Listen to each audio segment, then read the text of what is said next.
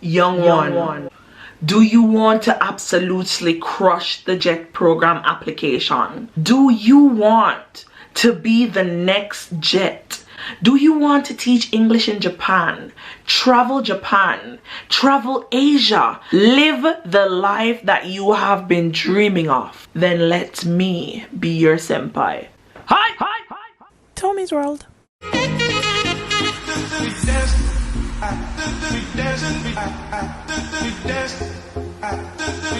Hey homies, and welcome back to Tommy's World. You already know it's your girl Tomi, and I am back with another video. So in today's video, I just wanted to share with you guys my top 5 tips to absolutely ace your JET program application, as well as in the end of this video I will be debunking some of the most common myths about the whole JET program application that people keep saying for some reason. But if you guys are interested in the JET program, then this is absolutely the video for you, because the JET program applications are now open. It is time for you to be applying for the program, and I just want to make sure that you guys do the best that you can possibly do. So let's get into this video. My first tip is something that I have said in many of my other videos, which is start early. Start to get your documents early. Right now the JET program applications are open, so starting early, if you didn't start early already, is probably a tip that won't help you right now. But as soon as you see this video, get on it, get the documents that you will need, get onto the website, find out how many copies you need. Normally it is 3 copies, so get those 3 copies and get the process going as soon as possible, because there is a lot of work that actually goes into getting all the documents that actually go into your JET program application packet, and you want to make sure that you have enough time so you don't feel overwhelmed. So start early. Tip number 2. Be honest. A lot of people are always asking, oh, what did you write on your statement of purpose, or what did you put on your application? And to be honest, I'm not sure what I put there, but I was sure that I was being as honest as possible.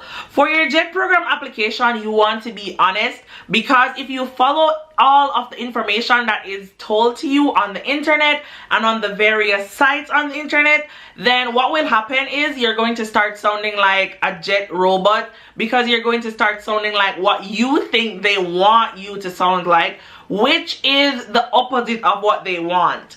This program, they are looking for people who are different, people who can bring something different to the table to introduce to the Japanese people, so that they can be exposed to different cultures, different vibes, different feelings, different thought processes. They don't want the same person every time. So if you put exactly on your application what I put on my application, then that does not guarantee you a spot in the program. So you want to be as honest as possible without oversharing. So yes, be honest, but also be the best version of yourself while being honest, you know? So one time in high school, I was awarded the certificate for best English student, and I put that on my JET program application. I was awarded a certificate for being the best English student in the institution.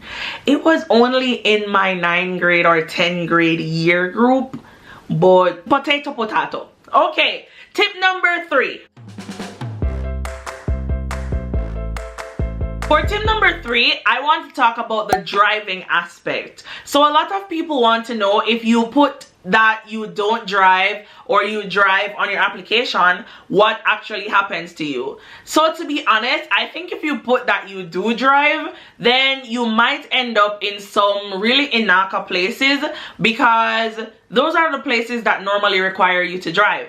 For example, in my prefecture, the only persons who drive are people who are more than 20 minutes away from the train station. So even though my schools, I teach at 3 different schools that I've told you guys, and even though my schools are like an hour and 30 minutes away, or my closest school is like 15 minutes away, I take the train everywhere, so I don't need to drive. However, putting on your application that you do drive does not mean that you will definitely get sent to Inaka area. You might just get sent to a placement where you can drive if you want to, because the situation is different literally everywhere.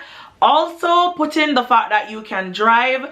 I think that makes your application a little bit better, because now you have a skill that a lot of other people might not possess. For example, me, I can't drive, so I didn't have that skill to boost my application. So it can boost your application, which is a pro. It can get you into an Inaka placement, which is probably a con. So you have to figure out which one is more important to you: getting a better chance of coming to Japan, or not coming to Japan because you don't want to live in the Inaka. Your decision. Okay, next step. The next tip that I have for you actually goes really well with tip number 1, and that's to make sure that you check your application several times. You want to make sure that when you send in this application, it represents you in the best way possible. Because once you send off this application, it is the only document that will introduce you, who you are, what you have to offer to them. So you want to make sure that it is the best thing possible. Can you imagine applying for a teaching job to teach English, and then you make a simple grammatical error and you don't get the job just because of that? This is why you have to start early, so you have a lot of time to actually check your application several times. And if you are lucky enough to have people who don't mind reading your application on your behalf, I think you should give it to them and let them read it, because sometimes your mind is saying that everything is perfect, because your mind actually thinks that everything is perfect because you've read it so many times now, and it's not actually perfect. You have errors in there that your mind literally just glances over. So read it over several times. Try to get someone else to read it over for you. Anything like that definitely give you a better opportunity of getting into the program. Okay, next tip.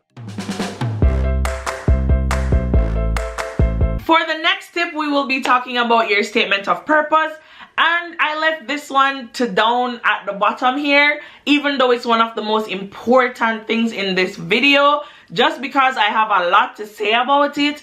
And I mean, if you made it here, then that means that you actually deserve this information.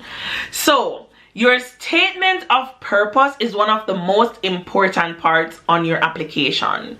It is a one-page document that actually tells the people who are in charge of hiring you everything that they need to know if you are able and a good fit for the job. A lot of people on their statement of purpose choose to just go onto the internet, figure out what other people are saying on their statement of purpose, and then try to integrate that on their statement of purpose. But remember what? The third point that I said, it comes right back here. Be honest. On my statement of purpose, funny story, I actually didn't see the document that said I should write a statement of purpose until the day that I was taking in my application. So I wrote my statement of purpose in probably like an hour, because I'm like, oh, it's just a document that tells them who you are. And I was like, my name is Tomie and Hyatt. Recently I have developed a liking for Japanese culture and the architecture. Okay, so maybe it wasn't as simple as I'm making it out to be, but still. I wasn't talking about anime and manga and all of those things that literally everyone who wants to come to Japan was talking about. And just for your benefit, I will leave a link to my own statement of purpose in the description, so check that out if you want to see. Probably you should check it out after you write your own statement of purpose, just because you don't want it to kind of start sounding like mine. Okay, but I will leave that link so you guys can check it out. For your statement of purpose, they're literally just trying to get to know you. So just be honest. because once you go into the interview, a lot of the questions that they will ask you will come from this document. Because I remember them asking me stuff like, why do I like Japanese architecture, and how will I get on in Japan without the ability to speak Japanese? So yeah. Oh, now that I just said that, please do not lie about your Japanese ability, because they will test it in the interview. If you can't speak Japanese, be honest, okay? And now on to my very last point. Please get good references. Your references, it might be difficult to get the type of references that you need, but I think you should have an academic reference, like someone who has taught you before, and then a professional reference, which is someone who you have worked with before. Actually, I think the application kind of tells you which one you should have. If I remember correctly, this has been a while ago. But those are the two main types of references that I think you should get. Please don't put your mom and dad on your thing as your reference, because it just ain't gonna cut it, honey. Seriously. So try to make sure that your references, one academic reference and one professional reference. Or 2 of 2. I don't remember how many references you need. For someone who is giving tips, I don't know a lot of things. Anyway, let us move on to debunking some of the myths. Oh, I can't say this word, but you know what I mean. About the JET program application. Myth number 1. This one is going to be about your Japanese ability.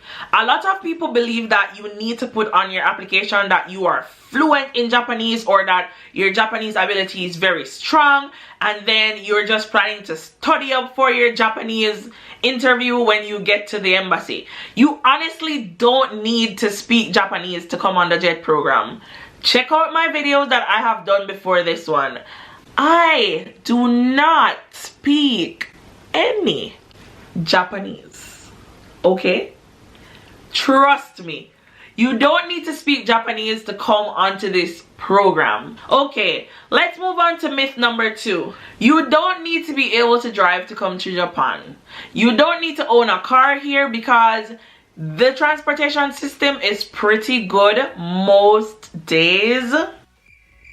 So you don't need to own a car or anything like that to come to Japan, guys. So get that one out of your mind. If you can't drive, just say you can't drive. If you are interested in learning to drive, then you can do that before you come to Japan. I would say personally, because learning to drive here is so expensive. But if you can't drive, it doesn't matter. Next myth. You have to be absolutely in love with Japan and the Japanese culture and anime and all those other cool Japanese stuff that everyone else loves to get into the JET program.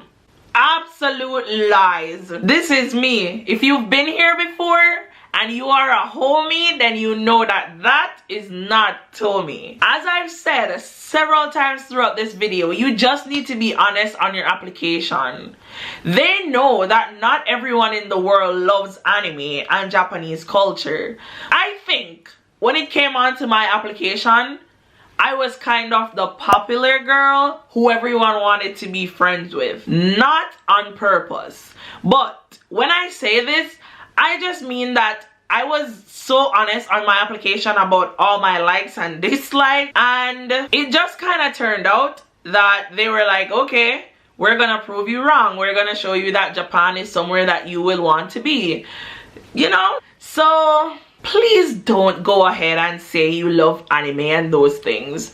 Just be honest. Tell them what you have to offer to the program and what you will be bringing to the program. And remember that JET program isn't a full-time job that you'll be doing forever. So try to tie in everything that you are going to say with how you will use the Japanese culture to kind of pivot into your future career and help people in your country and bridge the gap between Japan and your country, because that is one of the main things that the JET program was created to do in the first place. Okay guys, so these are my tips for absolutely crushing the JET program application.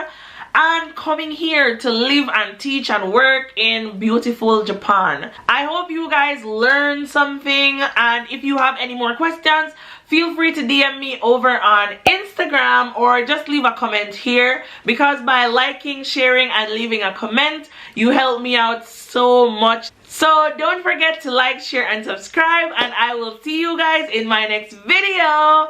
Bye guys. Mwah.